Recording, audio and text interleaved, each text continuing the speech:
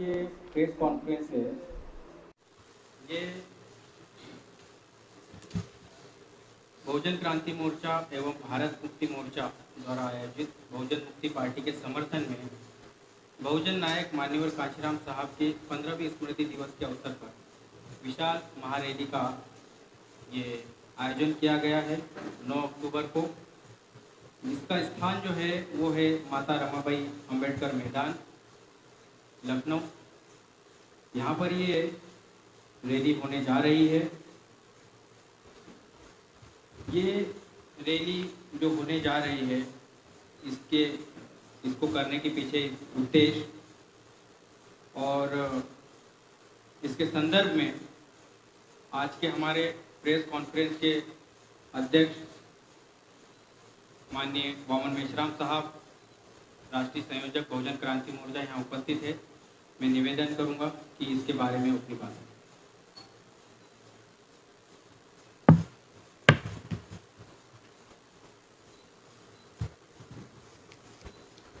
पत्रकार बंधु, आज सोशल मीडिया के द्वारा खासतौर ये पत्रकार परिषद आयोजित की गई है और ये पत्रकार परिषद खासतौर पर 9 अक्टूबर को मान्यवर कांशीराम जी की 15वीं स्मृति दिन के मौके पर एक विशाल महारैली का आयोजन किया गया है रमाबाई मैदान के अंदर। तो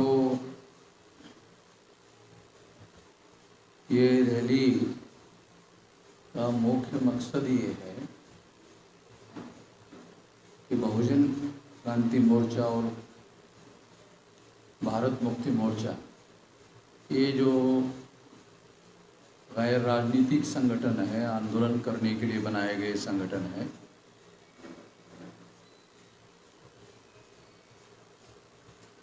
उनके माध्यम से ये रैली आयोजित की गई।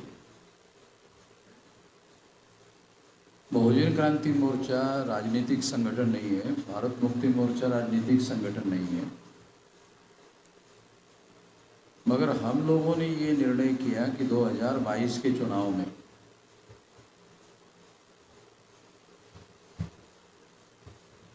हम पूरे शक्ति के साथ में, पूरे ताकत के साथ में, दल बल के साथ में बहुजन मुक्ति पार्टी का चुनाव में समर्थन करेंगे।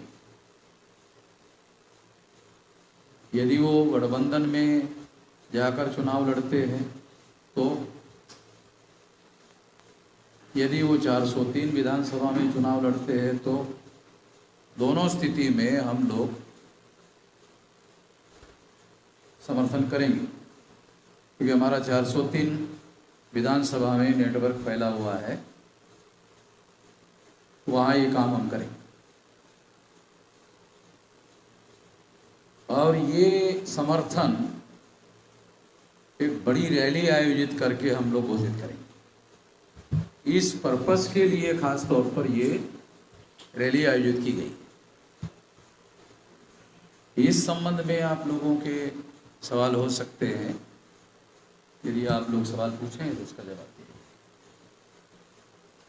दीजिए। एक एक करके सवाल पूछिए। विधानसभा के सभी सीटों पर ये दल जो है इलेक्शन के लिए कोई उम्मीदवार उतारेगा?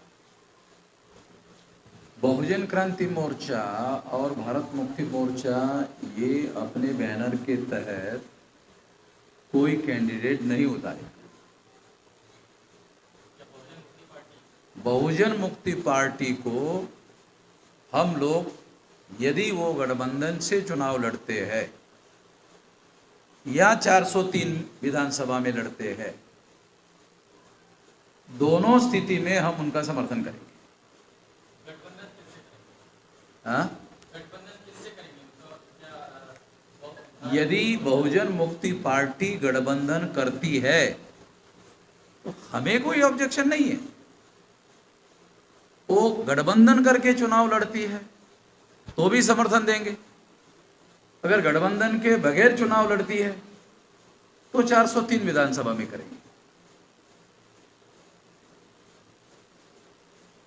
9 तारीख को होने वाली जो रैली है, बहुजन समाज के कितने संगठनों का समर्थन मिल रहा है? लखनऊ की इस रैली के बाद उत्तर प्रदेश की सियासत और प्रदेश भर में राजनीतिक पार्टियों पर क्या प्रभाव पड़ने वाला है? यदि आप एक एक सवाल पूछे तो मैं एक एक सवाल का जवाब दूंगा। 9 तारीख को जो रैली होने वाली है, हाँ, उस रैली में कितने संगठनों को समर्थन मिल रहा है? ये इसमें बहुत सारे संगठनों के नाम लिखे हुए हैं, मगर लगभग 86 संगठन जो है इसके समर्थन में है। और उसके वीडियो वगैरह जो है वो सारे सोशल मीडिया में पब्लिश होंगे। रैली का मुद्दा क्या होगा? जो रैली होने वाली है, उसका मुद्दा क्या है? इनको दूसरा शायद सवाल रह गया है। दूसरा सवाल ये था, लखनऊ की जो ये रैली हो गया, इस रैली के बाद उत्तर प्रदेश की सियासत और उत्तर प्रदेश में जो और राजनीतिक पार्टियां हैं, उस पर क्या प्रभाव पड़ने वाला है? मैं तो राशि भविष्य नहीं देखता हूँ, पंचांग नहीं देखता हूँ, तो इसलिए मुझे भविष्य के बारे में अभी मैं कुछ बोल नहीं सकता, क्योंकि मैं जोशी का धंधा नहीं करता हूँ, पंडित लोगों का धंधा नहीं करता हूँ, तो इसलिए मैं कोई भविष्य नहीं बता सकता।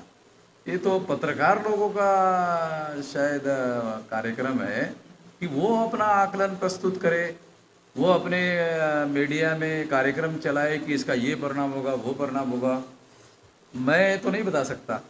मैं तो केवल इतना कह सकता हूँ कि हम यदि बहुजन मुक्ति पार्टी के लोग गठबंधन में चुनाव लड़ते हैं, हमें कोई ऑब्जेक्शन नहीं है, हम उनका गठबंधन में भी समर्थन करेंगे। और यदि वो 403 विधानसभा में चुनाव लड़ते हैं, हम 403 विधानसभा में हमारा संगठन है, उसमें भी हम समर्थन देंगे। इसकी संभावनाएं है कि बहुजन मुक्ति पार्टी किसी दल से गठबंधन कर सकती है, या कोई भी गठबंधन बना रहे हैं दूसरे दल, उनसे गठबंधन करने के लिए तैयार है। उनके साथ जो हमारी वार्ता हुई या उन लोगों के साथ जो चर्चा हुई, उसके आधार पर उनका ये कहना था कि हमारे पास 3 विकल्प है। एक विकल्प ये है कि अगर मान लो बीजेपी को परास्त करना है, तो उनका कहना था कि हम लोग अपने बल पर तो बीजेपी को परास्त नहीं कर सकते। अगर बीजेपी को परास्त करने का लक्ष्य है, उद्देश्य है, तो अपने बल पर जब हम नहीं कर सकते तो गठबंधन में जाना होगा। तो गठबंधन में हमने पूछा भी क्या विकल्प है, तो गठबंधन में उनका कहना था कि एक विकल्प समाजवादी पार्टी है, एक विकल्प भागीदारी मोर्चा है, क्योंकि बहुजन समाज पार्टी तो मिश्रा जी और बहन जी की, तीसरा कोई आदमी तो उनको चाहिए नहीं, तीसरे के साथ तो वो गठबंधन करने के लिए तैयार नहीं है। तो ये उनका कहना था कि ये 2 विकल्प है, अगर इनके साथ होता है तो ठीक है, नहीं होता है तो 403 हम लड़ेंगे। तो हमने कहा 403 लड़ेंगे तो 403 में भी साथ देंगे।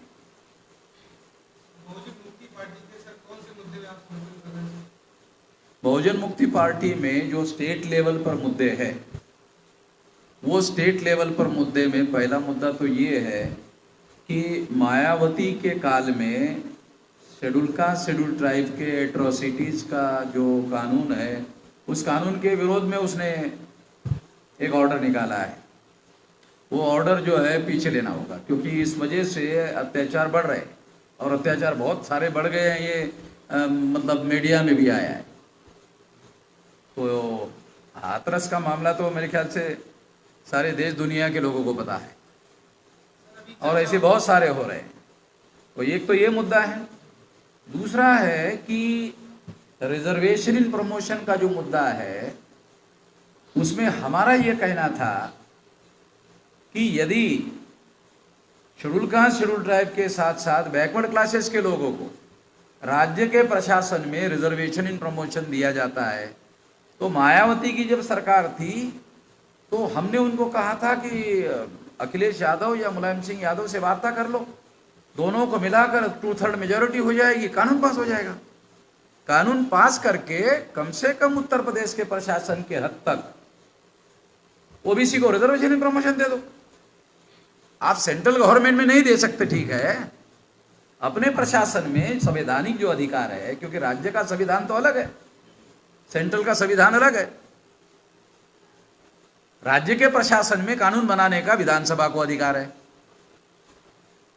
तो ऐसे बहुत सारे मुद्दे हैं जिन मुद्दों को लेकर, दूसरा तीसरा मुद्दा है बैकवर्ड क्लासेस के बहुत सारे लोगों को एनकाउंटर में योगी ने मार दिया। एनकाउंटर में योगी ने मार दिया। तो ऐसे कुछ मुद्दे हैं। तो सामाजिक आर्थिक मुद्दे और भी बहुत सारे हैं जिसके लिए हम लोग काम करेंगे। बहुजन मुक्ति पार्टी का जो मोटो आपने बताया कि बीजेपी को हराना भी एक बड़ा मकसद है अभी 2022 में, तो बिल्कुल यही मकसद से किसान आंदोलन के लोग भी काम कर रहे हैं। तो किसी ऐसे गठबंधन में जाने के साथ साथ क्या किसान आंदोलन के लिए भी वो इसी तरीके सपोर्ट कर रहे हैं? किसान आंदोलन के लोगों ने हमारे साथ संपर्क किया था, तो हमने वहाँ 4 महीने रहकर दिल्ली में समर्थन दिया था संघर्षों के समय में, वहाँ टेंट गाड़ के। मगर किसान आंदोलन के जो नेता है 40 लोग, वो 40 का 41 नहीं करना चाहते हैं, बाकी सभी लोगों को पिछलग्गू बनाना चाहते थे। पिछलग्गू बनने के लिए तो तैयार नहीं हम लोग। हमारी बात समझ रहे क्या? वो जो 40 लोग हैं ना, आंदोलन था, वो सोचते भारत बंद होना चाहिए। अरे तो तुम्हारे पंजाब के और हरियाणा के और पश्चिमी उत्तर प्रदेश के 40 लोग हैं, ये भारत नहीं है ना। पंजाब, हरियाणा और पश्चिमी उत्तर प्रदेश, यही तो भारत नहीं है ना। भारत बंद का मतलब ये थोड़ी होता है। भारत बंद का मतलब होता है, बहुत सारे लोगों को तो स्टेट के नाम भी मालूम नहीं होंगे, कितने स्टेट है और कितने केंद्र शासित प्रदेश है, कितना बड़ा देश है। और हमारा तो कश्मीर से कन्याकुमारी और गुजरात के जामनगर से लेकर नागालैंड के कोहिमा तक हमारा संगठन फैला हुआ है। 567 जिलों में कार्यरत है। तो पिछलग्गू बनाने के लिए तो इतना बड़ा आंदोलन खड़ा नहीं किया। आपको याद होगा काशीराम जी ने जब मुलायम सिंह जी को मुख्यमंत्री बनाने का ऐलान किया था, तब वाम से 13 स्टेट में 140 जिलों में थी, तब बनवाया था। अभी 31 स्टेट में 567 जिलों में 4000 से ज्यादा तहसीलों में 22,000 से ज्यादा ब्लॉक में और 1.5 लाख से ज्यादा गांव में है। किसान आंदोलन से आपकी क्या डिमांड है, मतलब क्या चाहते हैं? अरे मैं तो किसान का बेटा हूं, किसान की समस्या है, सही है उनका कहना सारा। वो कारपोरेटाइजेशन जो करना चाहते हैं, वो सारे किसानों को भूखमरी के कगार पर पहुंचाकर उनकी जमीनों को हड़पना चाहते हैं। 1956 को आपको याद होगा, नेहरू ने जमीन पर सीलिंग लगाने का कानून बनाया था। तो किसानों को जमीन मिली, किसान जमीन के मालिक हो गए। अब दोबारा वो जमीन जो है किसानों से लेकर उद्योगपतियों को देने का कार्यक्रम चल रहा है। ये जो कानून है वो इसके तहत है, तो हम तो इसके विरोध में हैं। मगर इसके विरोध में होने का क्या मतलब है? पिछड़ों बनने के लिए तो नहीं है ना। इसी सिलसिले में हम पूछ रहे हैं कि आप हमसे क्या चाहते हैं कि जो इसको... अरे भाई, आप ऑल इंडिया का किसान आंदोलन बनाओ, हमारा ये कहना है। ऑल इंडिया का किसान आंदोलन बनाओ तो सारे देश के लोगों को शामिल करो ना।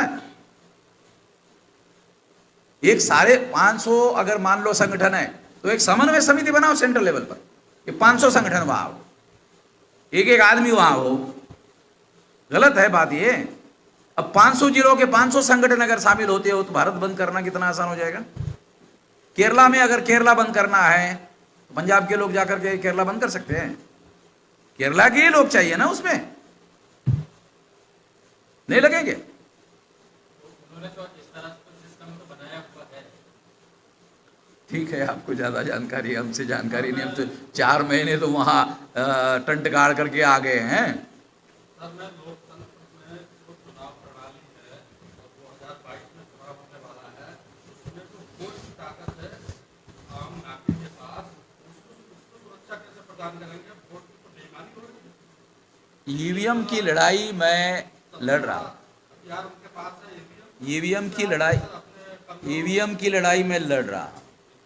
आपके जानकारी के लिए थोड़ा सा बता देना चाहता हूं कि 24 अप्रैल 2017 को वोट की सुरक्षा करने के लिए कि वोटों की चोरी नहीं होनी चाहिए, इसके लिए सुप्रीम कोर्ट में गया था।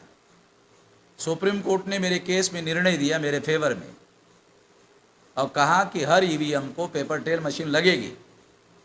ईवीएम में गड़बड़ी होगी तो पेपर ट्रेल में गड़बड़ी पकड़ी जाएगी, क्योंकि वहाँ कागज के सबूत होते हैं और ईवीएम में इलेक्ट्रॉनिक रिकॉर्ड होता है।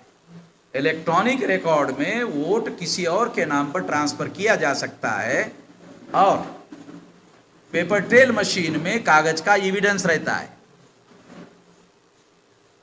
मान्यवर समझ रहे क्या हमारी बात? तो अगर कोई कैंडिडेट चुनाव हार जाए तो वो एक एप्लीकेशन कर सकता है जिलाधिकारी को कि हमें ये इलेक्ट्रॉनिक रिकॉर्ड का रिजल्ट मंजूर नहीं है, हमें पेपर ट्रेल मशीन के कागज की काउंटिंग होनी चाहिए। ये केस मैंने जीत लिया। मेरे केस की वजह से मान्यवर ऑल इंडिया में ईवीएम मशीन को पेपर ट्रेल लगा। आप पत्रकार हैं, आपके पास जानकारी है कि वामन मेश्राम की वजह से ऑल इंडिया में ईवीएम को पेपर ट्रेल लगा? अगर लगा है, अगर आपको मालूम होता तो आप मुझे ये सवाल नहीं पूछते। नहीं, मेरा कहने का मतलब तो आप समझ रहे कि नहीं? और पार्टियां हैं और लोग आ रहे हैं चुनाव में 2022 के, वो लोग सवाल नहीं कर रहे हैं। मायावती भी चुप है, मुलायम सिंह भी चुप है और तमाम पार्टी के लोग। अभी अखिलेश के तुमने तो कल बयान दिया था कि ईवीएम और डीएम भी कर सकते हैं,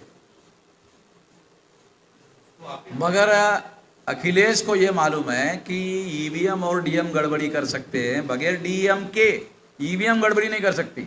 और आपको थोड़ा बता दे, बगैर डीएम के ईवीएम गड़बड़ी नहीं कर सकती, क्योंकि हम टेक्निकल बातें भी जानते हैं। डीएम उसमें शामिल होता तो ही ईवीएम गड़बड़ी करती है। अगर डीएम चुस्त दुरुस्त और कानून का पाबंद है और लोकतंत्र का समर्थक है तो वो बिल्कुल होने नहीं दे सकता, इतना पावर है।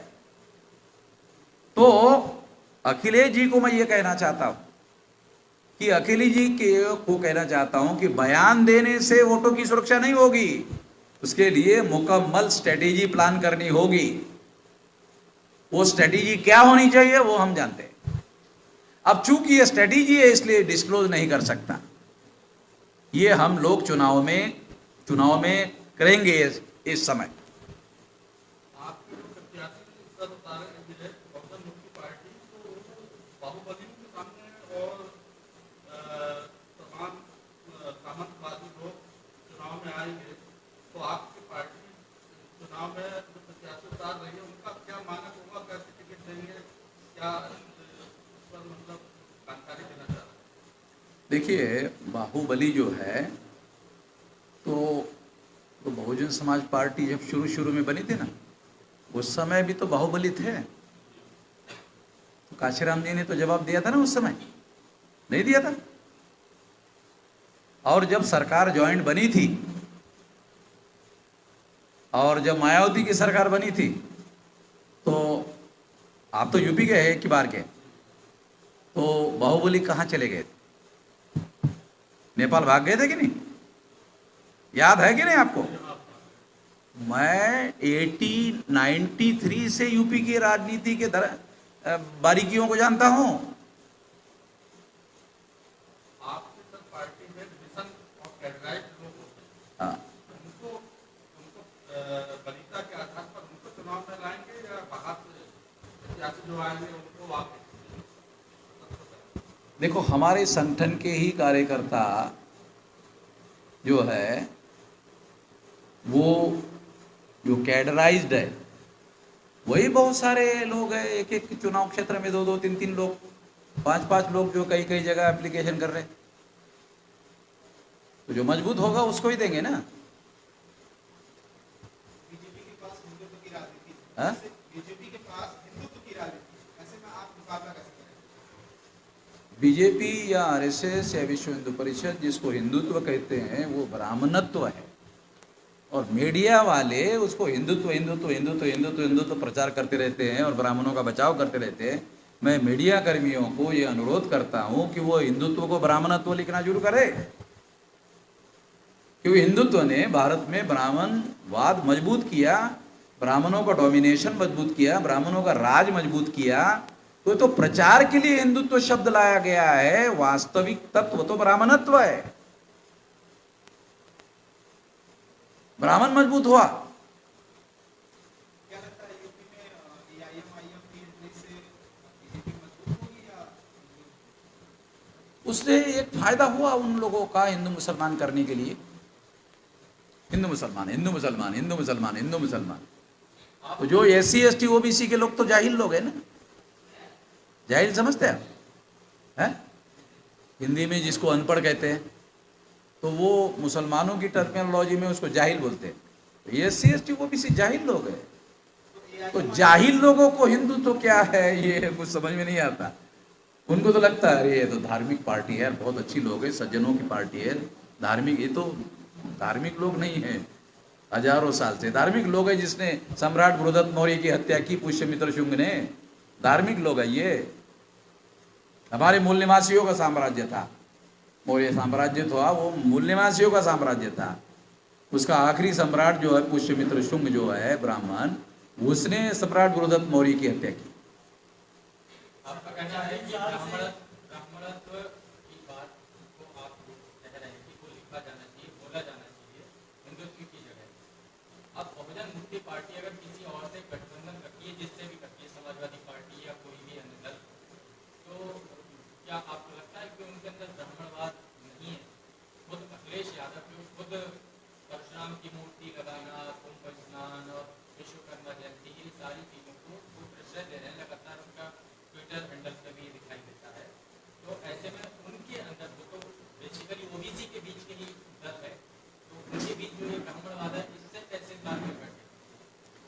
अब ये सवाल मान लो अखिलेश जी ऐसा कर रहे हैं, तो ये सवाल अखिलेश जी को पूछने वाला नहीं है क्या? आप अखिलेश जी ऐसा कर रहे हैं, वो सवाल मुझे पूछ रहे हैं। आप ये पूछ सकते हैं, आपसे इसलिए पूछ रहे हैं क्योंकि इसकी संभावनाएं देखी जा रही है कि वो बीजेपी को परास्त करने के लिए एक दल अपना खुद का भी एक उद्देश्य है और आप भी चाहते हैं, बहुजन मुक्ति पार्टी भी चाहती है, और इस बेस पे गठबंधन हो सकता है, ऐसी संभावनाएं देखी। हमारे पास रिसर्च का डाटा अवेलेबल है। जब अखिलेश जी की सरकार आई थी तब भी 57% ब्राह्मणों ने बीजेपी को वोट दिया। 7% वोट हैं ब्राह्मणों के, 52% से ज्यादा है OBC की। यूपी के आंकड़े बता रहा हूं, 7% है ब्राह्मणों के और 52% तो ऑल इंडिया का परसेंटेज है OBC का। उत्तर प्रदेश का कम ज्यादा हो सकता है, मगर ब्राह्मणों से तो ज्यादा ही है। सर आप 40 साल से मैं ये कहना चाहता हूं कि यदि अखिलेश जी OBC के लोगों को अपने साथ में लेने के लिए कोई अभियान चलाते तो नॉन यादव OBC के लोग भी उनके साथ बड़ी संख्या में आते। ये तो जो टोटल 17% है उसका 57% वोट जो है बीजेपी को पड़ा था जब अखिलेश जी की सरकार बनी थी। अखिलेश जी की जब सरकार बनी तब भी ब्राह्मणों ने 17% से ज्यादा वोट नहीं दिया। 17% का मतलब है 17% का मतलब है 83% वोट ब्राह्मणों के समाजवादी पार्टी के विरोध में थे। हमारे पास उसका सारा रिसर्च का डाटा है, उसके आधार पर बोल। सर अभी आपने 40 और इसमें कोई फर्क नहीं पड़ने वाला है। सर अभी आप 40 वर्षों से ब्राह्मण विदेशी कहकर चिल्ला रहे हैं, परंतु हाल ही में छत्तीसगढ़ के मुख्यमंत्री के पिता माननीय कुमार बघेल जी ने जैसे ही ब्राह्मण विदेशी कहा उन्हें जेल में डाल दिया, ऐसा क्यों? देखो ऐसा है, सारे देश भर में कहीं पर भी इशू नहीं बना, वो छत्तीसगढ़ में बन गया। मगर वो तो सारे देश के लिए था इशू। वो इशू तो केवल छत्तीसगढ़ का नहीं था। उन्होंने जो मुद्दा उठाया था वो केवल छत्तीसगढ़ के लिए तो नहीं उठाया था ना। मगर वो समस्या छत्तीसगढ़ में क्यों बनी? वो है बैकवर्ड क्लासेस के, उनका लड़का मुख्यमंत्री है, कांग्रेस के अंदर है, और कांग्रेस के अंदर एक गुट ऐसा है टीएस बाबा का, वो मुख्यमंत्री बनना चाहता है, तो उन्होंने उसको हवा दिया।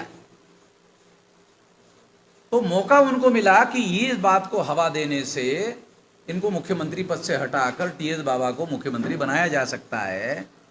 इसलिए वो इशू बना छत्तीसगढ़ में, सारे देश भर में कहीं पर भी इशू नहीं बना। तो इसलिए मुख्यमंत्री के पिता ने खुद ही सरेंडर करवा दिया। अब जैसे ही वो सरेंडर हो गए, मुख्यमंत्री पद पक्का हो गया। जो लोग उनके खिलाफ आंदोलन चल रहे थे इनको हटाने का, वो खत्म हो गया इनके केवल सरेंडर करने से। तो 4-5 दिन रहकर फिर वापस आ गए। मुझे टेलीफोन आया कि मैं यूपी में दोबारा आना चाहता हूं। मैं आ जाओ, आपका स्वागत है। अगला सवाल सर मीडिया को लेकर है। हाँ, 2014 में जब चुनाव था तो बीजेपी को मजबूत करने के लिए और उसको प्रोजेक्ट करने के लिए जो इलेक्ट्रॉनिक मीडिया और प्रिंट मीडिया है, खबर और टीवी चैनल में सारे अखबार में उन्होंने सिर्फ मोदी जी के बारे में बातें।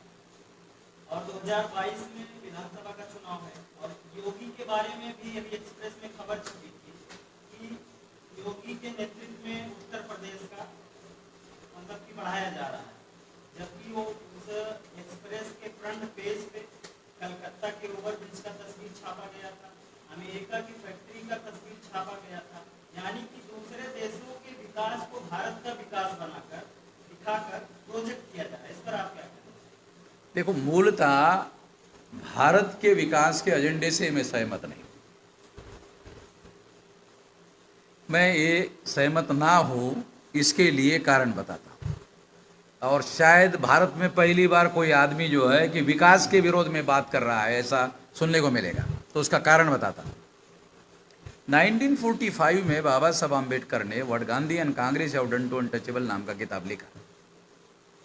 और वो किताब उन्होंने विदेशी लोगों को संबोधित करते हुए लिखा। उसमें उन्होंने कहा कि आप कांग्रेस के आज़ादी के आंदोलन का समर्थन कर रहे हैं, यूरोपियन लोगों आप समर्थन कर रहे हो, कांग्रेस का, गांधी का, नेहरू का। वो कह रहे हैं, गांधी जी कह रहे हैं, नेहरू जी कह रहे हैं, क्या कह रहे हैं? वो कह रहे हैं कि हमारा आंदोलन फ्रीडम ऑफ द कंट्री के लिए है, फ्रीडम ऑफ द कंट्री। तो बाबा साहब आम्बेडकर ने अमेरिकन लोगों को जो समर्थन कर रहे थे, यूरोपियन लोगों को समर्थन कर रहे थे, उनको पूछा कि गांधी जी और नेहरू जी को पूछो कि आपका आंदोलन फ्रीडम ऑफ द कंट्री का है या freedom of the people of the country का है? तो उन्होंने तो पूछा नहीं। तो अब इन्होंने क्या किया, आजादी मिलने के बाद अब फ्रीडम का आंदोलन तो नहीं बोल सकते, तो उन्होंने फ्रीडम के जगह डेवलपमेंट शब्द डाल दिया। फ्रीडम ऑफ द कंट्री के बजाय डेवलपमेंट ऑफ द कंट्री। अच्छा, अंडर डेवलपमेंट कौन है? SC, ST, OBC, minority. उनको डेवलपमेंट कहने से क्या लगता, हमारा होगा डेवलपमेंट, क्योंकि वो अंडर डेवलप है। जो अंडर डेवलप है उनको लगता है हमारा डेवलपमेंट हो जाएगा, ये डेवलपमेंट का जो एजेंडा है, ये डेवलपमेंट होगा तो हमको फायदा होगा। अब आप बताओ, 4 लेन, 6 लेन, 8 लेन अगर रोड बन गया, मान लो योगी के राज में या मोदी के राज में बन गया, तो उसमें लिखा होता है इस पर साइकिल नहीं चला सकते, इस पर मोटरसाइकिल नहीं चला सकते, इस पर बैलगाड़ी नहीं चला सकते। साला तुम बना रहे हो, उस बनाने में टैक्स का पैसा खर्चा कर रहे हो। हम गरीब से गरीब आदमी भी टैक्स दे रहा है। गरीब आदमी टैक्स कैसे देता है? गरीब आदमी टैक्स देता है, नमक खाता है ना। टाटा को, अंबानी को, बिरला को पूछो तो डॉक्टर उनको सलाह देते हैं थोड़ा नमक कम खाना। क्यों? पैसे की थोड़ी कमी है हमारे पास, कम खाने के लिए बोल रहे हो। नहीं नहीं नहीं, पैसे का मुद्दा नहीं है। तुम क्यों कह रहे हो? नमक ज़्यादा खाने से ब्लड प्रेशर बढ़ता है, इसलिए कम खाने के लिए बोल रहे हैं। और गरीब आदमी के पास जब सब्जी नहीं होगी तो नमक के साथ रोटी खाता कि नहीं? हम तो देहाती लोग हैं ना, हमको तो अनुभव है ना नमक के साथ रोटी खाने का। तो नमक के साथ जो आदमी रोटी खाता है वो ज्यादा नमक खा लेता है, तो उसका ब्लड प्रेशर क्यों नहीं बढ़ता? नमक तो वही है, वो इसलिए नमक से ब्लड प्रेशर नहीं बढ़ता गरीब का। ब्लड हो तब तो प्रेशर हो, साला ब्लड ही नहीं, साला प्रेशर कहां से होगा? गरीब के शरीर में ब्लड ही नहीं, साला प्रेशर कहां से होगा? है? अब जो बात मैं समझाना चाहता हूं सुन लीजिए, बहुत इंपॉर्टेंट बात है। हम लोग डेवलपमेंट ऑफ द कंट्री जो स्लोगन है कांग्रेस का और बीजेपी का, इसके विरोधी है। हम development of the people of the country के समर्थक है। ये डेवलपमेंट में फंडामेंटल चेंज होना चाहिए, और इसके लिए क्या होना चाहिए? Development of the people of the country में क्या होना चाहिए? पहले साधारण लोगों को क्या चाहिए? रोटी चाहिए भरपेट, कपड़ा चाहिए, घर चाहिए। दुनिया भरेगा सारा development development development development development. इनको 83 करोड़ लोग भूखमरी या अर्ध भूखमरी में जी रहे। ओवरब्रिज बन रहा कि नहीं? मेट्रो आ रहा है कि नहीं? अब वो गरीब आदमी जो भरपेट खाना नहीं का मेट्रो में बैठेगा? बैठेगा क्या? तो डेवलपमेंट का वो स्लोगन होना चाहिए जिससे आम आदमी के डेवलपमेंट का कार्यक्रम होना चाहिए। अब देखो, आपको टेस्ट के लिए बताता हूं, एग्जाम्पल के लिए बताता हूं। जब कोविड की महामारी आई तो हॉस्पिटल में जगह मिल रही थी? नहीं मिल रही थी। क्यों? प्राइवेटाइजेशन में हॉस्पिटल का भी प्राइवेटाइजेशन शुरू कर दिया। प्राइवेटाइजेशन होने की वजह से गवर्नमेंट फैसिलिटी खत्म हो गई, इसलिए बेड की संख्या घट गई। तो बेड की संख्या घटने की वजह से लोगों को एडमिशन नहीं मिल रहा था, इस वजह से लोग मरे। अच्छा, मरे कहां? हॉस्पिटल के बाहर, गेट के बाहर मरे, एडमिशन ही नहीं हुआ। अब उनको हॉस्पिटल में एडमिशन ही नहीं हुआ तो रिकॉर्ड में मरने वालों का आंकड़ा कैसे आएगा पत्रकार जी? अल्लाह, अंदर मरेगा तब तो डाटा आएगा। जब वो हॉस्पिटल के बाहर मरेगा तो वो तो आदमी उसको जलाने के लिए लेके जाएगा, उसका रिकॉर्ड आएगा क्या? तो सरकार ने डाटा हॉस्पिटल का बताया नहीं, एक भी नहीं मरा। अरे बराबर है भाई, एक भी नहीं मरा होगा, तुमने एडमिशन नहीं दिलवाया। तो रोटी, कपड़ा और मकान ये सुनिश्चित होना चाहिए डेवलपमेंट में आम आदमी के लिए। दूसरा, और क्या होना चाहिए आगे? शिक्षा, स्वास्थ्य, रोजगार। आम आदमी के डेवलपमेंट का बता रहा हूं, क्या होना चाहिए? मेट्रो, ये वो। अरे मगर आम आदमी को ये रोटी, कपड़ा और मकान, शिक्षा, स्वास्थ्य और रोजगार। हमारे लोग, कोई आदमी मुझे बताओ देश में जो मेहनत करने के लिए डरता है? हाँ भाई पत्रकार जी, हमारे आदमी मेहनत करने के लिए डर रहे हैं कि वे मेहनत के बगैर हमको खाना दो। बोला हमारे लोग नहीं, वो बोलते उनको काम चाहिए, हम काम करेंगे और काम से जो पैसा मिलेगा वो खाएंगे। तो डेवलपमेंट में इतनी चीजें, मिनिमम बताया ना मैं, ये मिनिमम। एक बात आपसे जानना चाहते हैं जी, बात का एक जन्म होता जो मानवता काशीराम जी के समय में जो हुआ, और उस आंदोलन की बदौलत जो है पहले बीएसपी का के साथ में एक ज्वाइंट गवर्नमेंट बनी, फिर उसके बाद बीएसपी ने फुल फ्लैश गवर्नमेंट। वो उसका नतीजा जो परिणाम अब हम देख रहे हैं वो काफी दुखद है, जो कभी होती है। ये एक दूसरा पेज है जो आपके नेतृत्व में आगे बढ़ा है। अब एक नए सिरे से कुछ पार्टी खड़ी करने की और आगे सरकार बनाने की तमाम बातचीत चल रही है। इसमें और उस वाली योजना में क्या फर्क है जो कि अब आगे ऐसे नतीजे नहीं मिलेंगे? बहुजन समाज पार्टी बहुजन समाज को ब्राह्मणवाद से, ब्राह्मणशाही से मुक्त करने के लिए बनाया गया था, मगर बहन जी ने वो उसी को फिर गुलाम बनाने का कार्यक्रम शुरू कर दिया। इसलिए बहुजन मुक्ति पार्टी के लोगों ने मुझे बताया कि बहन जी ने गुलाम बनाने का कार्यक्रम शुरू कर दिया बहुजनों को, इसलिए बहुजनों को मुक्त करने के लिए मुक्त करने वाली पार्टी बनाई। ये शब्द में ही उसकी भिन्नता स्पष्ट है। केवल ब्राह्मणों से ही मुक्त नहीं करना है, बहन जी से भी मुक्त करना है। बहुजन समाज पार्टी नारा लगा रही है बहुजन हिताय बहुजन सुखाय, भाजपा लगा रही है सबका साथ सबका विकास। इस पर आप क्या कहेंगे, कैसा नारा है, इनका घोषणा है या इसमें आप इस पर तो आपकी क्या सोच है? आप यूपी में रहे नहीं रहे क्या? अभी बहुजन समाज पार्टी का बहुजनों का साथ, बहुजनों का विकास नहीं रहा। सर्वजन हिताय सर्वजन सुखाय, ये तो दुनिया में बुद्ध ने बहुजन हिताय बहुजन सुखाय का नारा लगाया था। ऐसा नारा तो बुद्ध ने भी नहीं लगाया। बुद्ध जानते थे कि जिसका विकास हो गया उसका विकास करने की जरूरत नहीं है, इसलिए कहा बहुजन हिताय। बुद्ध ने ये नहीं कहा सर्वजन हिताय, बुद्ध ने क्या कहा? बहुजन हिताय। जिसका विकास हो गया है उसको माइनस करो, जिसका विकास नहीं हुआ है वो बहुसंख्य है, इसलिए बहुजन हिताय। मायावती बुद्ध से थोड़ा 1 इंच बड़ी है, ये अब क्या करे, वो बुद्ध से 1 इंच ज्यादा बड़ी तो नहीं बता सकता, 1 इंच बड़ी है, तो इसलिए उसने डाला का सर्वजन हिताय सर्वजन सुखाय।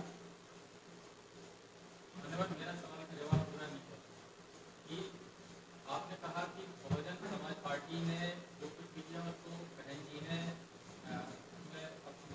बहुजन समुदाय को गुलाम बनाना शुरू कर दिया, लेकिन हम ये जानना चाहते हैं वो रणनीति, वो शिक्षा, वो तालीम, वो योजना, वो विचार दर्शन जिसके आधार पर बहुजन आंदोलन मानव काशीराम के समय में चला था, उसमें और अब में क्या फर्क है कि कोई एक व्यक्ति ने उस आंदोलन को खराब कर दिया क्या? अगर ऐसा है तो ये आगे भी कोई एक व्यक्ति कर सकता है खराब? आम आदमी जो है ना, आम आदमी, हमारे देश में आम आदमी की जो साइकी है, वो अनपढ़ है, गवार है, वो बहुत सारी बातें नहीं समझता है। अब राजनीति जो है वो आम आदमी को राजा बनाने की नीति है, ये आम आदमी समझता नहीं है। जिस दिन समझ जाएगा कि वोट जो है वो देने के लिए दिया हुआ अधिकार नहीं है, वोट जो है राजा बनाने के लिए दिया हुआ अधिकार नहीं है, बनाने के लिए, राजा बनने के लिए दिया हुआ है। तो आम आदमी क्या सोचता है मान्यवर? नहीं, बनाने के लिए अधिकार है, बनाने के लिए दिया हुआ मानता है, बनने के लिए दिया हुआ नहीं मानता। जिस दिन ये फर्क हो जाएगा उस दिन वो अपने समाज को बनाने के लिए काम करेगा। आम आदमी इस बात को अभी भी पूरी तरह से नहीं समझ रहा है, इसलिए इंडिविजुअल के झांसे में आता है, प्रभाव में आता है, और वो व्यक्ति जिसके प्रभाव में आता है वो व्यक्ति उसका अपने मकसद के लिए इस्तेमाल करता है। मायावती का उदाहरण इसमें लागू पड़ता है। तो हम ये कह रहे हैं कि इस बात को ध्यान में रखते हुए इसमें एक मौलिक चेंज किया गया है। वो मौलिक चेंज क्या है? वो मौलिक चेंज जानना बहुत जरूरी है। वो चेंज क्या है? बुजुर्ग कहते हैं कि हाथी के पागल होने की संभावना होती है। मतलब वो बहुजन समाज पार्टी का हाथी नहीं तो आप बोले अरे बहुजन समाज पार्टी का हाथी बोले, नहीं नहीं नहीं नहीं, बुजुर्ग ऐसा कहते हैं कि हाथी के पागल होने की संभावना होती है, इसके पहले कि हाथी पागल हो जाए महावत खड़ा कर देना चाहिए। हम लोग महावत खड़ा करने में लगे हुए हैं, पिछलग्गू बनने के लिए नहीं। बहुत सारे लोग उस समय इन बातों को नहीं जानते थे, तो वो पिछलग्गू बनने का काम करते रहे बहन जी का, फिर उसके ही पिछवाड़े पे लात मार के भगा दिया। जितने भी पिछलग्गू थे ना मायावती के साथ में, वो उनको भी पिछवाड़े पे लात मारा मायावती ने। एक समय आया। अब ये जो है वाम से भारत मुक्ति मोर्चा, बहुजन क्रांति मोर्चा जो है, ये महावत खड़ा करने का कार्यक्रम है, अपने उद्देश्य और लक्ष्य को पूरा करने के लिए। ये फर्क है। इसलिए हम क्या कह रहे हैं? बहुजन मुक्ति पार्टी को समर्थन बाहर से देंगे। फर्क समझ में आ रहा है? बाहर से देंगे, पिछलगू बनकर नहीं देंगे। तो ऐसा तो पहले भी रहा है। गलत बात है, हम लोग चलाने वाले में से है भाई। हाँ?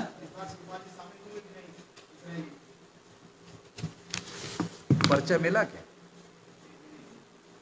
नहीं मिला? देना चाहिए ना। कार्यकर्ता इसमें शिवपाल जी का तो कोई नाम है नहीं। बहुत लोगों के नाम है मगर शिवपाल जी का नाम नहीं है इसमें। जो 9 अक्टूबर को आप रैली बुला रहे हैं, बहुत बड़ा सम्मेलन बुला रहे हैं लखनऊ में, उस पर कोई मैसेज देना चाहेंगे बहुजन समाज को? क्या मैसेज देंगे? हमारा तो सबसे बड़ा मैसेज ये है कि अब की बार उत्तर प्रदेश का चुनाव केवल चुनाव नहीं है, सेमीफाइनल है। 2022 सेमीफाइनल है, 2024 में फाइनल है।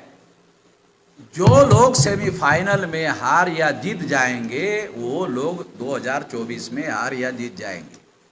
इतना इम्पोर्टेंट है। और इस बात को ध्यान में रखते हुए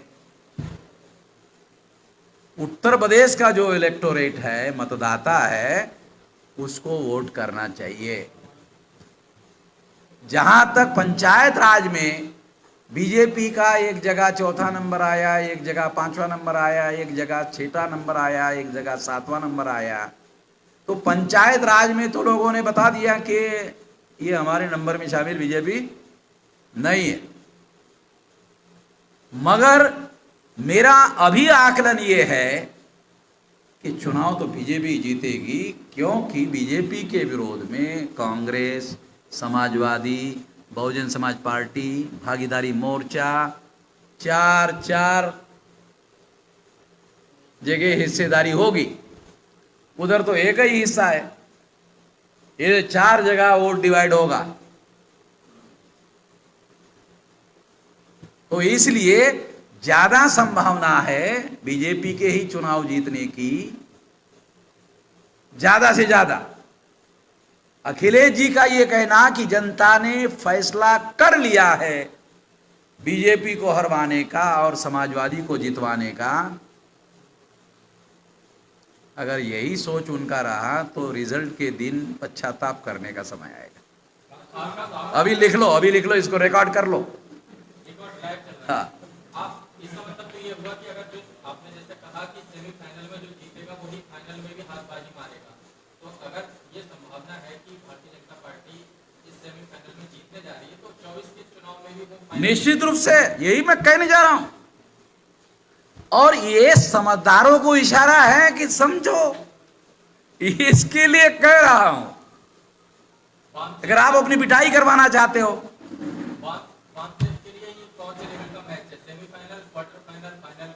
नहीं, ये तो हम कह रहे हैं, हम तो बहुजन मुक्ति पार्टी के कोई अधिकारी नहीं है। हम कह रहे हैं बामसेफ की तरफ से, भारत मुक्ति मोर्चा की तरफ से, बहुजन क्रांति मोर्चा की तरफ से कि ये सेमीफाइनल है और इसलिए हम उन लोगों को साथ देने के बारे में सोच रहे हैं जो लोग बीजेपी को परास्त करने के बारे में रणनीति बनाएंगे। इसलिए बहुजन मुक्ति पार्टी के लोगों ने कहा कि हमारा अपने बल पर बीजेपी को परास्त करना संभव नहीं है, तो हम गठबंधन में जाएंगे। कोई गठबंधन परास्त कर सकता है, नहीं कर सकता है, इसकी संभावनाओं पे कभी गठबंधन के 2 नतीजे होंगे जो बहुत इंपॉर्टेंट है। वो क्या है? बहुत फंडामेंटल है। पहला,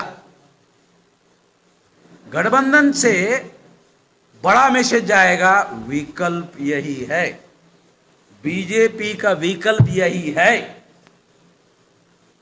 तो इसका असर क्या होगा मालूम है? इसका असर 19% मुसलमानों के ध्रुवीकरण पर होगा। बस यही डिसाइडिंग फैक्टर होगा। अभी क्या है? 4, कांग्रेस, समाजवादी, बहुजन समाज पार्टी, भागीदारी मोर्चा।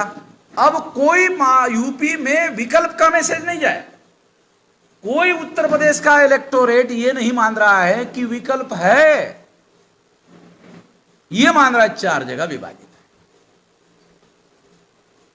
विकल्प है नहीं। जैसे ही गठबंधन का मामला होगा, पहला इलेक्टोरेट को ये विकल्प है। दूसरा परिणाम क्या होगा? जो फ्लोटर वोट होता है ना, 10% फ्लोटर वोट, साला कौन जीतेगा भाई? हाँ, ये जीतेगा। तो वो साला बोला जीतने वालों के साथ, वो जो है उसकी है, जीतने वालों के साथ जाता है। तो 19 और 10, 29% वोट जो है जिसका विकल्प बनेगा उसके साथ जाएगा, और उसके चुनाव जीतने के चांसेस ज्यादा से ज्यादा है।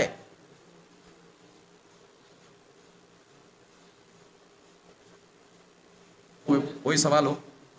बहुजन समाज पार्टी का जो कार्यकाल रहा, या समाज पार्टी ने जो भी काम किया, उसके काम का क्या हासिल लगता है कि आज है? उत्तर प्रदेश के मतदाताओं ने 19 विधानसभा की सीटें उनको जितवाकर, और 19 में से 12 लोग पार्टी छोड़कर जाने के बाद ये सिद्ध हो गया है। फिर भी पूछ रहे हो? नहीं, मैं ये नहीं पूछ रहा हूँ। अरे, लोकतंत्र में मालिक कौन है? जनता है कि नहीं? जनता ने 19 सीटें दी, और अपना क्या नाम, मिश्रा जी कह रहे 13% ब्राह्मण है, 7% तो टाइम्स ऑफ इंडिया बता रहा है कि ब्राह्मण यूपी में 7% है। मिश्रा जी कह रहे 13% है।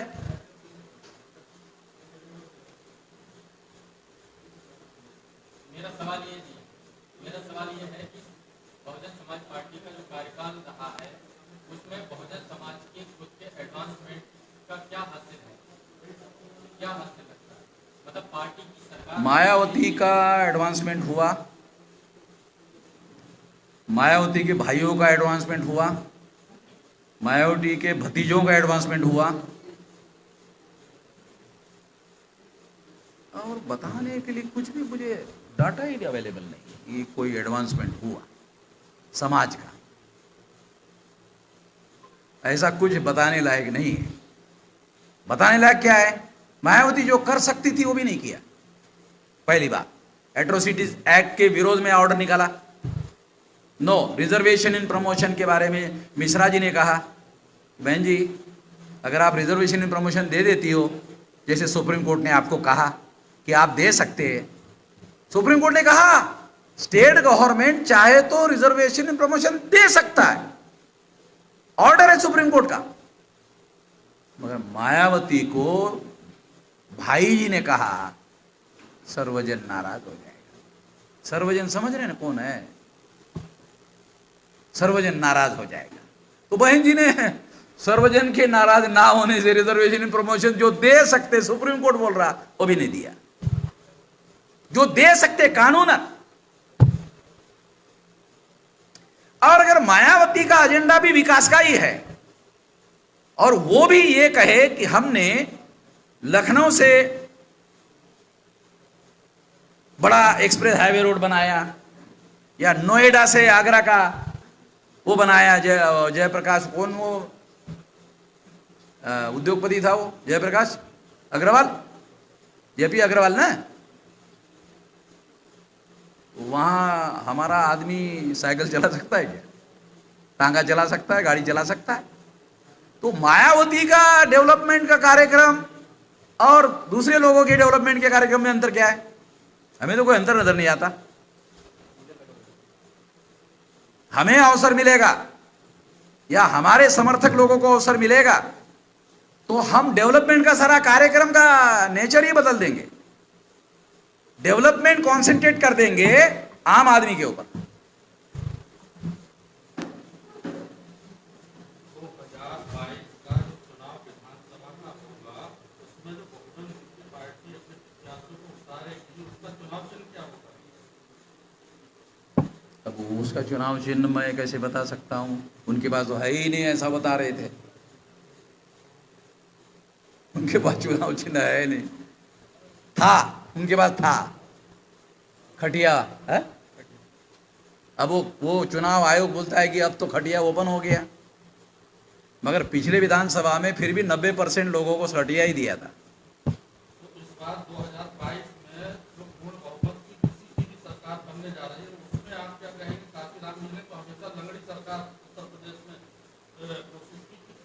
सेंटर में आप बात को थोड़ा घुमाइयो मत। सेंटर में हम इधर ही है 92 से, हाँ इधर ही है हम। वो सेंटर में लंगड़ी सरकार चाहिए। सेंटर में भी उत्तर प्रदेश में अपनी सरकार लंगड़ी कैसे रखेंगे? आपकी सरकार आ रही है, हाँ आप सरकार बनाने जा रहे हैं।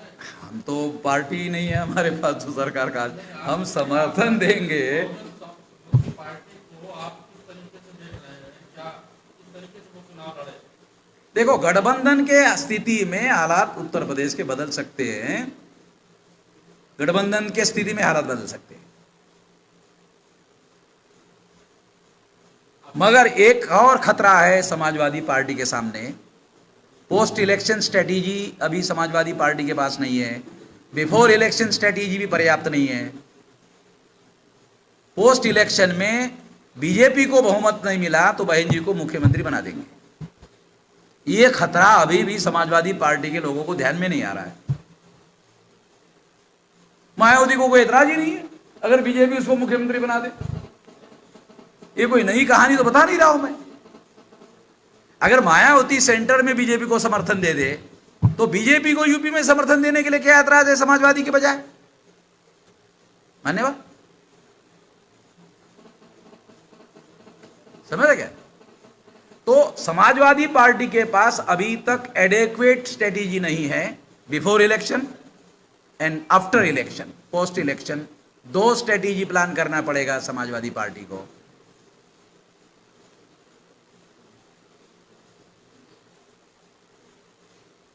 तब जाकर के मुकम्मल हो जाएगा, 200% गारंटी हो जाएगी। फिर हम तो ये सारा आकलन जो है, अगर कोई गठबंधन हो जाता है उसके 8 दिन में बता देंगे किसकी सरकार आने वाली, और देखना फिर कैसे होता। गुजरात के एक संपादक ने मुझे पूछा कि अभी किसकी सरकार बनने जा रही है यूपी में, तो हमने बताया क्या बात है। वैसे हुआ तो उसने टेलीफोन किया, अरे आपको कैसे पहले से? मैंने कहा मैं उधर जमीन से जुड़ा हूं, तुम इधर तो एयर कंडीशन रूम में बैठे हुए, तुमको क्या पता है? हम तो जमीन से जुड़े हुए हैं ना, हमको पता है ना। मैं तो 92 से उत्तर प्रदेश के जमीनी हालात की मेरे पास जानकारी है। अगला सवाल था आपने मायावती और बहुजन समाज पार्टी की काफी आलोचना बीजेपी करते ही रहे हैं, और इसी तरह की चीजें जो है बीएसपी की तरफ से संभवतः मायावती का ये चुनाव, मायावती का राम नाम सत्य होना, ये चुनाव में राम नाम सत्य हो जाएगा। हाँ ये चुनाव आप देखते रहिए, थोड़ा सा चुनाव के बाद फिर मेरा इंटरव्यू के लिए आ जाइए। मायावती का एक आरोप या बहुजन समाज पार्टी का ये आरोप रहता है कि आपका वामदेव का कारोबार से आपकी जो बातचीत रहती है वो इसके बावजूद इतनी मतलब एक ही आप बात रखते हैं, इसके बावजूद कोई सरकार जो है आपको कोई कानूनी कार्रवाई नहीं करती, और वो ये कहती है कि आप आरएसएस के लिए काम करते हैं। हमारी संगठन की जो शक्ति है ना, इससे डर लगता है, समझे? गांधी जेल में जाते जाते छोटे हो गए थे कि बड़े हो गए थे? अरे इतिहास पढ़ो भाई, गांधी जेल में जाते जाते महान हो गए थे। तो गधे लोग नहीं है बीजेपी वाले, वामन मेश्राम को जेल में भेजकर और ज्यादा महान बनाएंगे, और अगर वो महान बनाएंगे तो उनको बहुत भुगतना पड़ेगा। मैं गुजरात के जेल में जाकर आ गया हूं, तो वहां असिस्टेंट पुलिस कमिश्नर मेरे पास आके बैठा, कहने लगा अरे जब से आपने अरेस्ट करवाया सारे देश भर से हमारे कमिश्नर ऑफिस में टेलीफोन आ रहे, आपका संगठन सारे देश भर में है क्या? अरे मैंने कहा पता नहीं आप लोगों को, किसने आपको असिस्टेंट कमिश्नर बनाया भाई? हाँ? तो बाला साहब ठाकरे को अरेस्ट क्यों नहीं करते थे? कांग्रेस क्यों अरेस्ट नहीं करती थी? जानते हो ना, बॉम्बे जल जाएगी। तो हमारी जो संगठन की ताकत है वो अभी नहीं बताया आपको, 31 राज्यों में 567 जिलों में 4,000 से ज़्यादा तहसीलों में 22,000 से ज़्यादा ब्लॉक में और 1.5 लाख से ज़्यादा गाँव में, तो क्या 6 लाख गाँव में पहुंचाना चाहते हैं वो लोग जेल में भेजकर वामन मेश्राम को? गधे लोग हैं, उनको राजनीति समझ में नहीं आती। आप संगठन का जो नेटवर्क बताते हैं कि इतने जिले, इतने तहसील, इतने ब्लॉक, इतने गांव और इतना बड़ा नेटवर्क है, हर जगह अगर एक एक आदमी लगा देंगे तो भी 1-1 लाख लोग हो जाएंगे।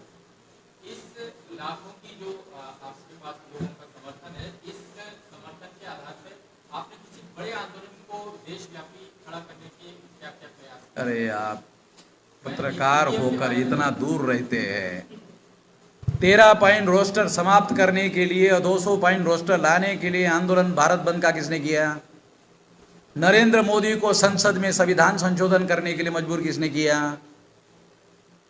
9 महीने हो गए, किसानों का आंदोलन दिल्ली के पास पहुंच गया है, अभी तक सुन नहीं रहा है, और हमने भारत बंद करवाया, संसद में संविधान संशोधन करके 13 पॉइंट रोस्टर खत्म कर दिया, 200 पॉइंट रोस्टर लागू कर दिया है। पता है आपको 29 जनवरी 2020 को सीए के विरोध में आंदोलन चलाया, भारत बंद, सीए के विरोध में, ध्यान रखो। उसके पहले नरेंद्र मोदी, अमित शाह और सारे मंत्री daily CA CA CA CA CA CA daily साले सीए बोलते थे। ऐसे ही मैंने भारत बंद किया, बंद सीए, ऐसे 8 से 40 का करंट लगाया, 440 का नहीं, 840 का करंट लगाया। नरेंद्र मोदी, अमित शाह ने बंद ही कर दिया सीए। जानते हो क्यों बंद किया? मालूम है उसका रहस्य? जानते हो? अरे हम लोग SC ST OBC को मुसलमानों के विरोध में लड़ाते हैं, भिड़ाते हैं, ये वामन मेश्राम ने SC ST OBC प्लस मुसलमान जोड़ दिया। जिसको हम लड़ाते हैं, भिड़ाते हैं, उसको ही जोड़कर भारत बंद करवा दिया। तो सारा उल्टा दाव पड़ गया। ये दाव वामन मेश्राम का नहीं था, ये तो अमित शाह और नरेंद्र मोदी का दाव था। ये दाव उनका था और उनके ही ऊपर उल्टा कर दिया। कहा कि ये साला दाव हमारा ही दाव हमारे उल्टा हो गया है, बंद कर। होम मिनिस्टर किशन रेड्डी ने पार्लियामेंट में जवाब दिया, अपोजिशन पार्टी ने सवाल पूछा, ये सारे देश भर में आप सीए लागू करने वाले थे, वो तैयारी कहां तक आ गई है? किशन रेड्डी ने जवाब दिया पार्लियामेंट में ऑन रिकॉर्ड, सरकार ने अभी इस पर कोई विचार नहीं किया है। रिकॉर्डेड बात बता रहा हूं, पार्लियामेंट की अभी राय है, होम मिनिस्टर अभी राय है, राज्य मंत्री दोबारा पूछा, दोबारा वही जवाब दिया। तो आपका सवाल का जवाब मिल गया ना? अभी आप जिस तरह से बता रहे हैं कि सीएए या दूसरे तमाम चीजों को आप बता रहे हैं कि आपने जैसे ही भारत बंद ने किसी तरह के ऐसे कार्यक्रम को लिया, वैसे ही सरकार को पीछे कदम लेना पड़ा अपना। इसी तरीके का मामला जैसे कि प्राइवेटाइजेशन का है, जिससे कि बहुत बड़े पैमाने पर बहुजन समुदाय को ही सबसे बड़ा नुकसान होना है इसमें। ऐसे किसी मुद्दे जिसपे कि रोजगार इफेक्टेड होगा, जिससे कि उनकी अर्थव्यवस्था, उनका जीवन स्तर प्रभावित होगा, ऐसे मामले पर आपने कोई उनको पीछे कदम हटाने के लिए मजबूर क्यों नहीं किया? क्योंकि ये बीजेपी और कांग्रेस और बीजेपी दोनों का एक ही एजेंडा वाला कार्यक्रम है। ये केवल बीजेपी का कार्यक्रम थोड़ी है, ये केवल कांग्रेस का कार्यक्रम थोड़ी है। और बीजेपी के साथ जो गठबंधन वाले लोग हैं, कांग्रेस के साथ जो गठबंधन वाले लोग हैं, वो तो उनके साथ लगे रहते हैं, इसलिए वो भी उनके साथ ही जाते हैं। तमाम बैकवर्ड क्लासेस के SC ST OBC के जो संगठन है कांग्रेस गठबंधन में, बीजेपी गठबंधन में, तो ये मामला तो सीए पे भी लागू होता है। हाँ, सीए पे भी तो बहुत सारे लोग अलग अलग तरीके से मूवमेंट कर ही रहे थे, लेकिन तो इसका मतलब आपकी बात समझ में आई नहीं। नहीं है। दोबारा बता दो, ये बीजेपी वालों का जो एजेंडा था सीए का, बीजेपी वालों का एजेंडा था ना सीए का, तो उनका खेल तो SC ST OBC को मुसलमानों से लड़ाने भिड़ाने का है। मगर जब उन्होंने देखा कि ये वामन मेश्राम ने SC ST OBC प्लस मुसलमान इकट्ठा कर लिया सीए, तो इस सीए एक ऐसा मुद्दा हो गया जिस मुद्दे पर SC ST OBC के साथ मुसलमान जुड़ सकता है। तो ये रणनीति सारी की सारी RSS, विश्व हिंदू परिषद और बीजेपी की रणनीति फेल हो रही थी। आप समझ नहीं रहे मान्यवर। चलो, आपको जितना समझ में आता है आप समझ लीजिए। जैसे इस मुद्दे पर सभी SC ST OBC माइनॉरिटी को आपने एकजुट कर लिया और उनको पीछे हटने में मजबूर किया। मैं यही कह रहा हूँ कि क्या यही फॉर्मूला बाकी मुद्दों पर लागू हो क्यों नहीं हो पाता है, जैसे कि प्राइवेटाइजेशन का मुद्दा है, कृषि कानूनों का मुद्दा है, और लेकिन दो प्रमुख चीजें तो नहीं। देखो, हम आप है पत्रकार, हम है संगठनकर्ता और नेतृत्वकर्ता, तो हमें समझ में आता है कौन सा मुद्दा उठाने से क्या हो सकता है। तो आप अपना काम करिए, हमको अपना काम करने दीजिए। हाँ, तो इसीलिए तो हम भी आपको जवाब दे रहे हैं। हम आपको जवाब नहीं दे रहे ऐसी थोड़ी बात कर रहे हैं। हम कहाँ कह रहे हैं कि आपको सवाल पूछने का अधिकार नहीं है। हम ये कह रहे हैं कि आपको सवाल पूछना है, मगर फैसला कौन से मुद्दों पर आंदोलन करना है वो तो हमारा मामला है ना।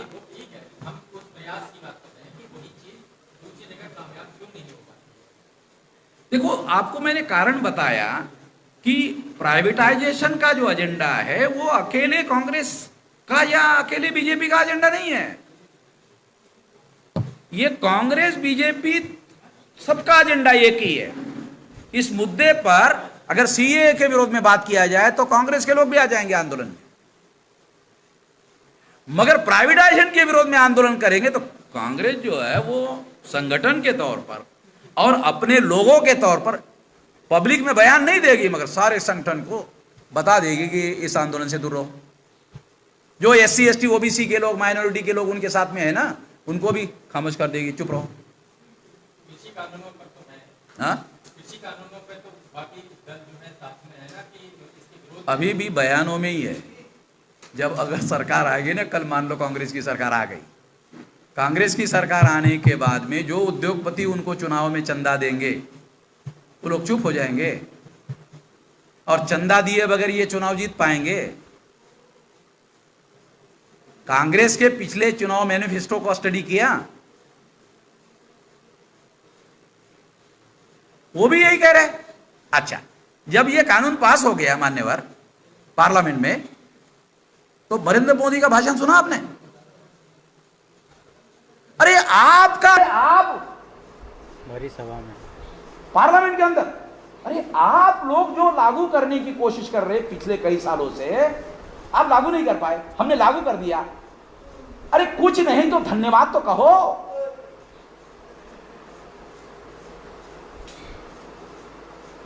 आपने 90 में लेबर लॉ बनाया, ड्राफ्ट पड़ा हुआ है, हमने अमल कर दिया, धन्यवाद तो कहो। विरोध कर रहे हो, आप ही का पार्लियामेंट में रखा हुआ ड्राफ्ट जो है हमने अमल करवा दिया। अब समझ में आ रहा है? प्रैक्टिकल बता रहा हूं, ये पार्लियामेंट के अंदर की बात है। पत्रकारों को ये बारीकियों को ज्यादा ध्यान देना जरूरी होता है, मुझे ध्यान देना पड़ रहा है। इश्यू तो रेज करने पड़ते हैं ना। हमारे संगठनकर्ता की जिम्मेदारी है कौन सा इश्यू कौन से समय में उठाया जाए। मगर प्राइवेटाइजेशन के लिए आने वाले समय में भारत बंद करवाया जाएगा। एक आखिरी सवाल सर, आज जब हमारी प्रेस कॉन्फ्रेंस हो रही है, आज ही के दिन जो है दिल्ली में मासा करके एक पूरा मोर्चा बनाया है। कौन सा मासा? मजदूरों का कोई मोर्चा बनाया है, मजदूर संगठनों का। अच्छा, और वो इसी मामले में कोई कन्वेंशन करना है, संभावित इसी, क्योंकि इन्हीं दिनों में वो लागू किए गए थे नए लेबर कोड, उसमें कोई भारत बंद या हड़ताल का कुछ शायद प्रोग्राम है, ऐसा कुछ बनेगा तो शायद आपकी तरफ से सपोर्ट। वो हमको समर्थन मांगेंगे तो उस पर विचार करेंगे। बोलो। आखिरी सवाल सर, बहुजन मीडिया से जुड़ा हुआ है। हाँ, मान्यवर काशीराम साहब नोएडा में बहुजन संगठन का मीडिया सेंटर खोलना चाहते थे। बहुजन समाज पार्टी चाहती तो मीडिया सेंटर खोल सकती थी, लेकिन मान्यवर काशीराम साहब के जाने के बाद वो कार्य पूरा नहीं हो सका। और आज के वर्तमान परिस्थितियों में ये है कि बहुजनों का कोई अपना मीडिया नहीं, तो बहुजनों का मीडिया खड़ा करने के लिए इस पर आपके क्या? वो 2-3 बात हम करेंगे, हमको जैसे अवसर मिलेगा। भविष्य का मीडिया सोशल मीडिया, अभी वो ये जो प्रिंट मीडिया है, ये जो चैनल वाला मीडिया है, इलेक्ट्रॉनिक मीडिया, ये अभी भविष्य का मीडिया नहीं है। भविष्य का मीडिया सोशल मीडिया है। तो सोशल मीडिया को आने वाले समय में सबसे ज़्यादा ताकतवर बनाने के दृष्टि से क्या किया जा सकता है, उस पर हम काम करेंगे, एक बात। दूसरा, इसका राष्ट्रीय स्तर पर संगठन बनाएंगे, क्योंकि हमने ये देखा कि इसमें 90% जो सोशल मीडिया में काम करने वाले जो मीडिया कर्मी हैं वो SC ST OBC माइनॉरिटी के लोग हैं, क्योंकि वह यहाँ बहुत ज़्यादा साधन संसाधन की जरूरत नहीं है। दूसरा, तीसरा, इनके ऊपर भी आने वाले समय में अन्याय बढ़ने वाला है स्टेट का। State mean central government, state government, police वालों का अत्याचार बढ़ेगा आने वाले समय में। तो इसलिए ये 3 मुद्दे रहेंगे जिसको आधार बनाकर हम बड़ा स्ट्रेटेजी प्लान करेंगे। काशीराम साहब के बाद वाम से जो भारत में है उनके बाद में आप आए हैं बड़े लीडर के वर्ग के वाम से, जहाँ भी देखो इस्लाम की वाम से। मैं ये चाहता हूँ, उनसे चाहता हूँ कि आप वाम से को क्या मैसेज देना चाहते हैं? वाम से हमारा संगठन है, वाम से को कोई मैसेज देने की जरूरत नहीं, मैं डेली उनसे बात करते रहता हूँ। धन्यवाद। सभी पत्रकार बंधुओं का बहुत बहुत धन्यवाद। अभी ये कॉन्फ्रेंस यहीं पर समाप्त होती है। धन्यवाद।